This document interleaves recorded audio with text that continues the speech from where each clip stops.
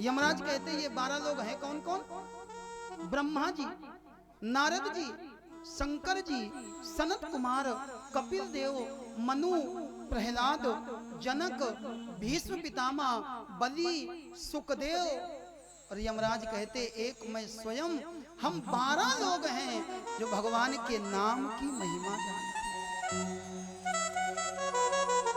भगवान के नाम की बड़ी महिमा। और अजामिलोपाख्यान के द्वारा सुखदेव जी ने राजा परीक्षित को केवल भगवान के नाम की महिमा बताई। भगवान के नाम की महिमा का कहां तक वर्णन करो, कहां लगी नाम बड़ाई, राम न सकई नाम गुण गाई। नाम में कितनी महिमा है ये स्वयं राम नहीं जानते।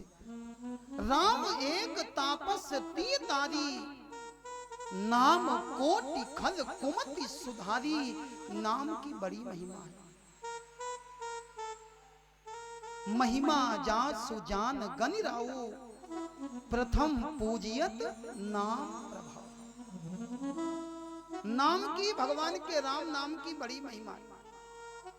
एक बार एक पंडित जी एक गांव में कथा करने गए। पंडित जी गांव में कथा कर रहे थे और कथा में किसी प्रकार का भेदभाव नहीं होता, कथा कोई भी सुन सकता है।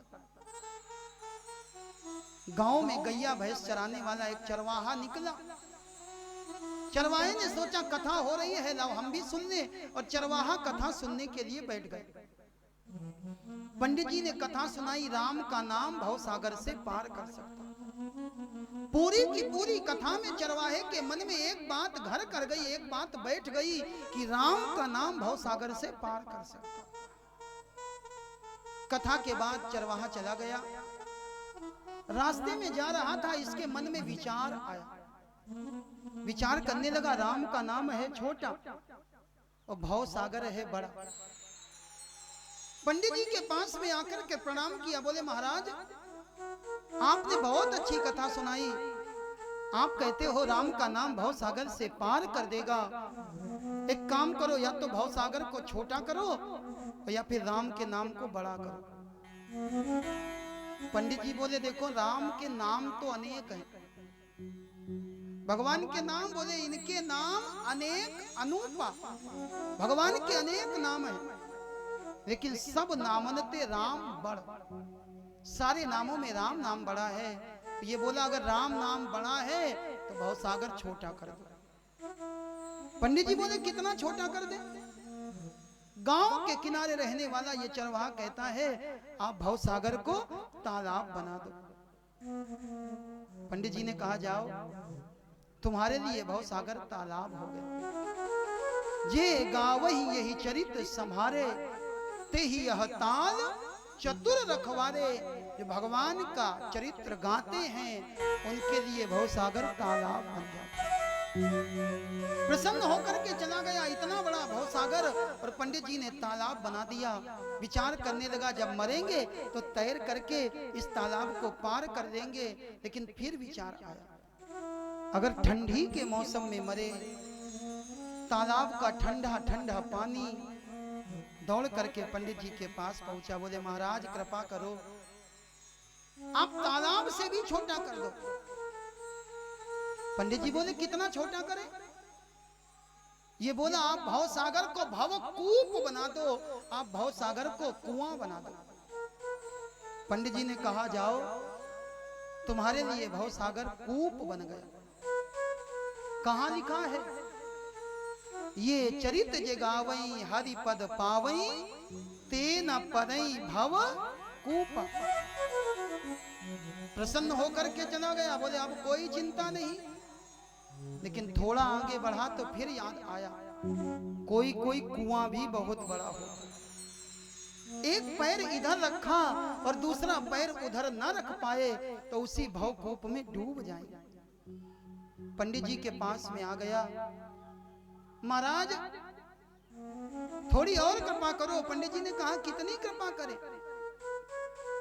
ये बोला आप भवसागर को गो पद के समान बना दो। गीली मिट्टी में गाय पैर रखे, और जो गड्ढा हो जाए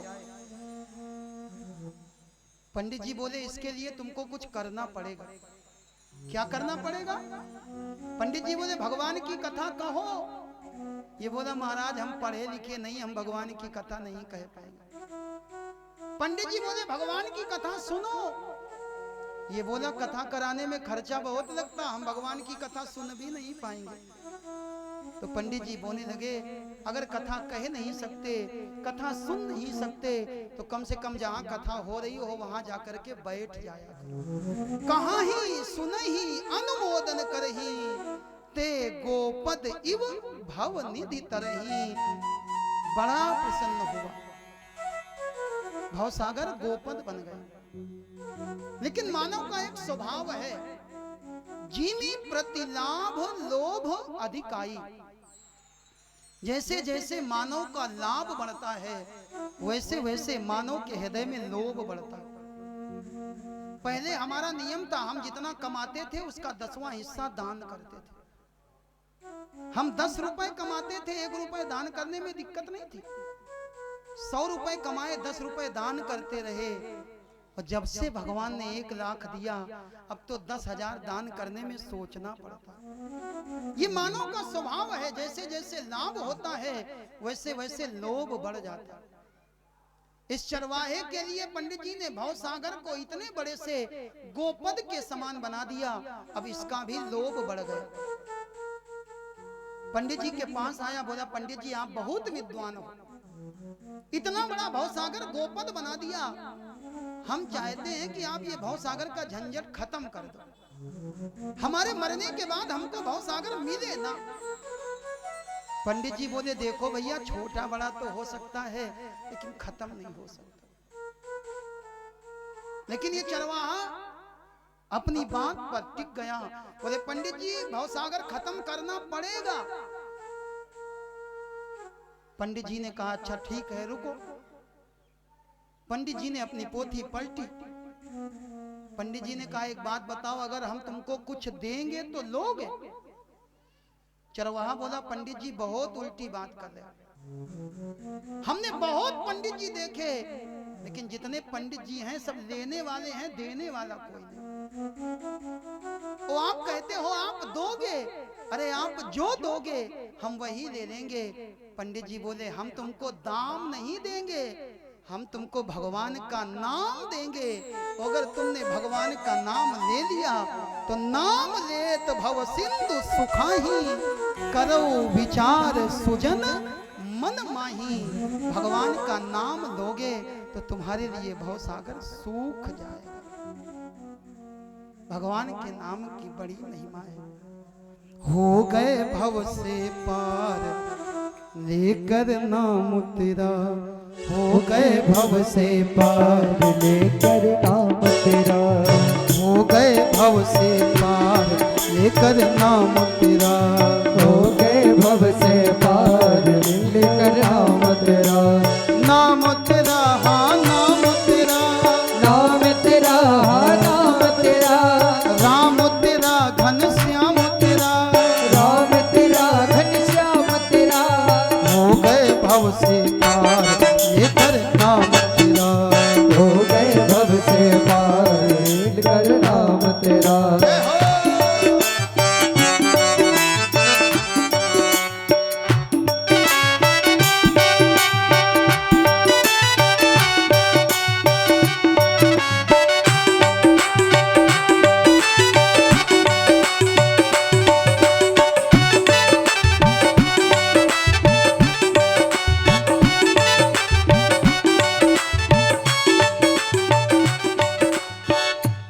भगवान के नाम की महिमा। मन को ले चले समुद्र के किनारे। समुद्र के किनारे सारी की सारी वानर सेना खड़ी है और राम जी 3 दिन तक आसन बिछा करके हाथ जोड़ करके बैठे रहे, लेकिन समुद्र ने रास्ता नहीं दिया। विनय न मानत जलधि जड़, गए 3 दिन बीत। विनय न मानत जलधि जड़, गए 3 दिन बीत। बोले राम सकोप तब भय बिन होय न प्रीत। बोले राम सकोप तब भय बिन होय न प्रीत। और राम जी ने जैसे समुद्र सामने आ